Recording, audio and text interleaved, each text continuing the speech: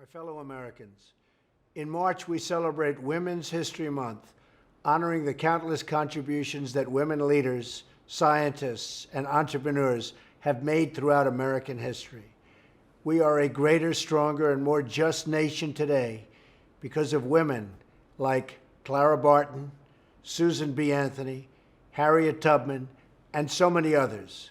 We honor them, and we recommit ourselves to a better future for every woman in America today.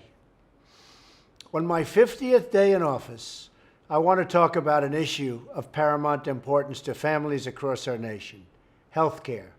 7 years ago this month, Obamacare was signed into law over the profound objections of American people. Our citizens were told they'd have to pass Obamacare to find out what it was and how bad it was. Now we know that the hundreds of pages were full of broken promises. Americans were promised that Obamacare would bring premiums down $2,500 for a typical family. Instead, they've gone up by more than $4,000. Americans were promised that Obamacare would increase competition and provide them with more choices. Instead, the number of plans to choose from has plummeted, and I mean plummeted. This year, Americans in nearly 1/3 of all counties have only one insurer to choose from on the exchanges, or in effect, no real choice at all. Americans were promised that if they liked their health insurance and their doctors, they could keep them.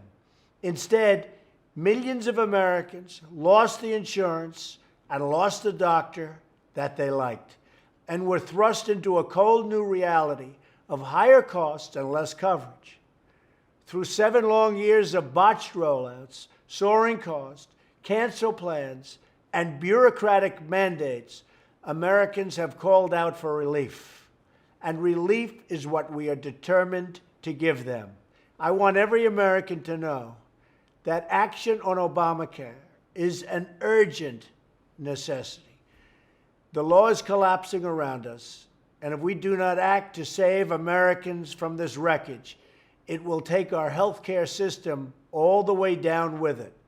If we do nothing, millions more innocent Americans will be hurt and badly hurt. That's why we must repeal and replace Obamacare. House Republicans have put forward a plan that gets rid of this terrible law and replaces it with reforms that empower states and consumers. You will have the choice and the freedom to make the decisions that are right for your family. The House plan follows the guidelines I laid out in my recent address to Congress: expanding choice, lowering costs, and providing health care access for all. This plan is part of a 3-pronged reform process. In concert with the plan in front of Congress, I have directed Dr. Tom Price, our Secretary of Health and Human Services, to use his authority to reduce regulations that are driving up costs of care. We're also working on reforms that lower the costs of care, like allowing Americans to purchase health insurance across state lines. You've heard me say that many, many times during the debates. I encourage Democrats to work with us to improve the health care system for the American people. Also, we will be driving down the costs. We will deliver relief to American workers, families, and small businesses who right now are being crushed by Obamacare by increasing freedom, choice, and opportunity for the American people. We will make America great again.